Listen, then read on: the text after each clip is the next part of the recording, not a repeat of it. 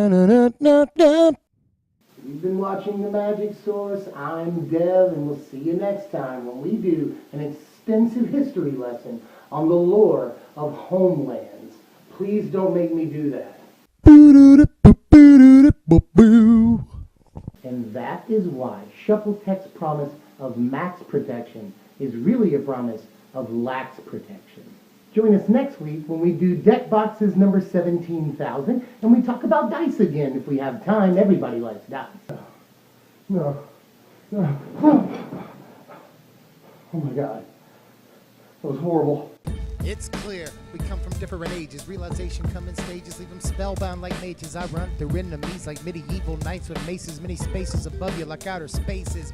Finally in a comfortable shirt. What's up, my wizards? 10,000 subscribers. You have no idea how, ridiculously elated I am. I could just come at you for 20 minutes with thank yous and all this, but I'm just going to keep this very quick and point out something that just blows my mind real quick. We started this channel in February or late January of 2015, this year. And our goal was, by the beginning of next year, 2016, to have 1,000 subscribers. That was our goal. We just wanted 1,000 subscribers in a year. We have made, in less than a year, about 10 months here, 10,000 subscribers, 10 times our initial goal in less than, in so much less time than we wanted to. I mean, just you can tell that I'm speechless, which is really rare for me. I talk a lot, but in any case, I don't know how to thank people. It's just unbelievable to me. And I know you're not terribly interested in my thank yous, some of you, but there's a lot of you that have been here since we started the channel. There's been a lot of people who have been here since month 3 or 4. And we just we've been getting subscribers by the day, and it's just amazing. And this is me, just as Devin from Georgia, telling you that it means more to me than I can actually put into words here, and I'm actually getting slightly choked up. And this is really just the beginning, and I mean that. We're gonna get way better as time goes on, and we are now committed because we feel like we're becoming a real Magic channel. So we thank you so much because it's you guys that did that. So awesome. It's mind-blowing. Found my happy place. So, what are we doing right now? Why are we here? Well, this is after 10,000 subscribers. I think it's finally time to flesh out how we come to our power rankings. It's something that we're asked all the time. What are these power rankings? How'd you come up with them? Where are they from? I created this system of scoring decks a long time ago. years and years and years ago. When I was still in high school, just making up decks on notebook paper and algebra, which is why I'm bad at math. But in any case, I've been using the system for a really, really long time. And it's always worked out, And this is probably one of the more liked or even sometimes controversial features of our channel. I don't think any other channel does the power ranking system like this, or really any sort of metric by which to judge a deck numerically, So this is a very much loved and sometimes hated feature of the channel. So we should probably tell you what all these words mean.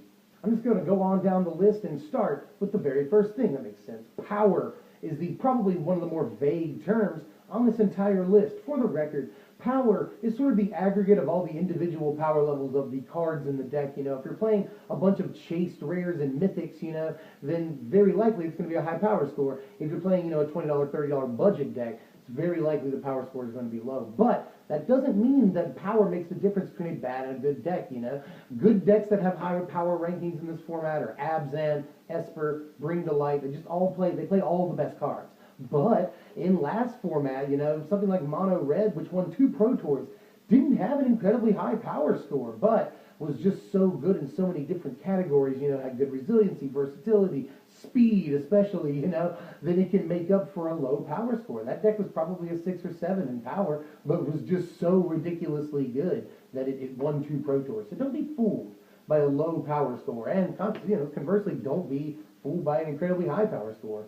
Next is speed. Pretty self-explanatory. Aggro decks are going to be high in speed. Control decks low in speed. Mid-range, obviously, in the middle. That's right in the title. Which we'll talk about that sort of paper, rock, scissors relationship all throughout this right here. But mostly, a key thing to remember with speed before I move on is that it's sort of determined by how many turns it takes the deck to win.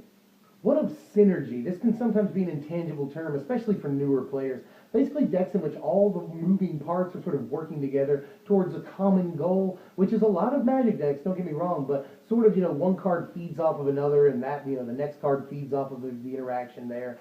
Just decks that sort of build off of constant interaction between the cards are highly synergistic decks, The decks I just mentioned, like Abzan, Esper, and Bring to Light, they're not very synergistic decks, synergetic decks at all, really. But decks like, say, combo decks, and in some cases, ally, aggro deck, allies is one of them, aristocrats is another highly synergistic decks that don't, have very high power rankings, like power scores, but synergy often is the thing that makes up for that, These decks will often have very, very high synergy because all the parts are working together. Versatility, sort of self-explanatory, but sort of for the record too. Versatility is the measure of a deck's ability to deal with a variety of different situations and other decks. Decks that have sort of a lot of bad matchups are obviously going to be low in the versatility ranking. They could be a great deck, just in a given format they have bad, versatility against some of the top decks in the field, making their versatility awful.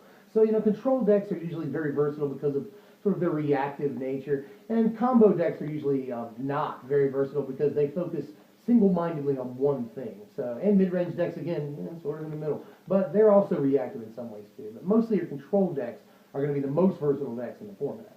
Resiliency, sort of similar to versatility, but not quite. Versatility is our ability to not get blown out. Resiliency is how we respond once we do get blown out. And terrible board situations and bad matchups and stuff, how can we respond to those?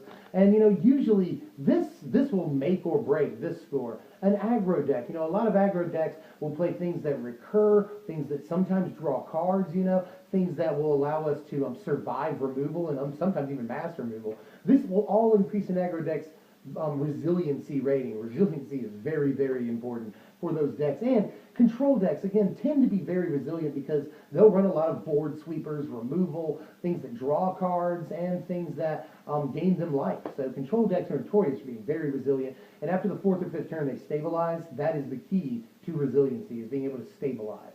Offense and defense, probably the most self-explanatory things on here, but just again to clear it up here, this is sort of the overall philosophy of the deck, and being high in one doesn't necessarily mean you'll be low in the other, Again, a deck like Abzan and Jeskai in some cases will have a pretty high defense and a fairly high offense too, A lot of mid-range decks will specialize in both categories, but aggro decks will tend to be one extreme or the other, and control decks the same way, skewed in the other direction, obviously. Game 1 and board, again, self-explanatory, right? Basically, this is a measure of how well we do in each of these different situations, Aggro decks will often do fairly well in Game 1, but suffer after boards against a lot of things. Control decks will often do a little bit better after boards because we're able to sort of pinpoint certain issues that we have against certain decks more easily than we are in some other deck sideboards. The very last category is consistency here. I have been thinking about adding a couple of them through the years, like fun factor, budget, and stuff like that, but these are just the most important for competitive play, obviously. Consistency is really just the ability of the deck to do what it's supposed to do, and a lot of 4-ofs and stuff like that will usually lead to a higher consistency. And decks with fewer colors, 1 and 2 color decks are obviously more consistent than, decks with 3 or more colors, Although in this format we have really, really good mana fixing, so sometimes it depends on the format, but, even in this format, hell, a monocolor deck is going to be way more consistent a lot of the time than, Bring to Light. Also, decks that filter through a lot of cards tend to be consistent, they draw a lot of cards or they see a lot of cards, they tend to be very consistent too. Card advantage is very important for consistency. Well, that's all I got for now, but there's tons of content coming your way because we're a real Magic channel now. There's a lot of deck techs coming your way, and there's something I haven't done in a very long time, like 6 months, that I'm about to do again. It's called the State of Standard. It helped us get popular, and I haven't done a video like this in a long time, The State of Standard is just the top 5 decks in the current Standard meta. I really, really like doing this series, and if you haven't seen it yet, I think you'll like it too.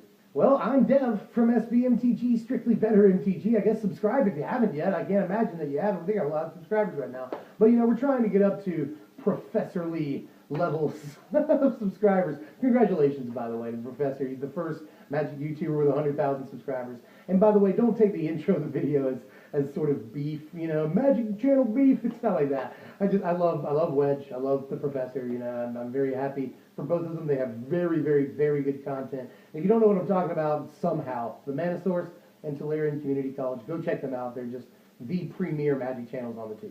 I'm Dev from Strictly Better. Thank you for watching my wizards. Watching my wizards.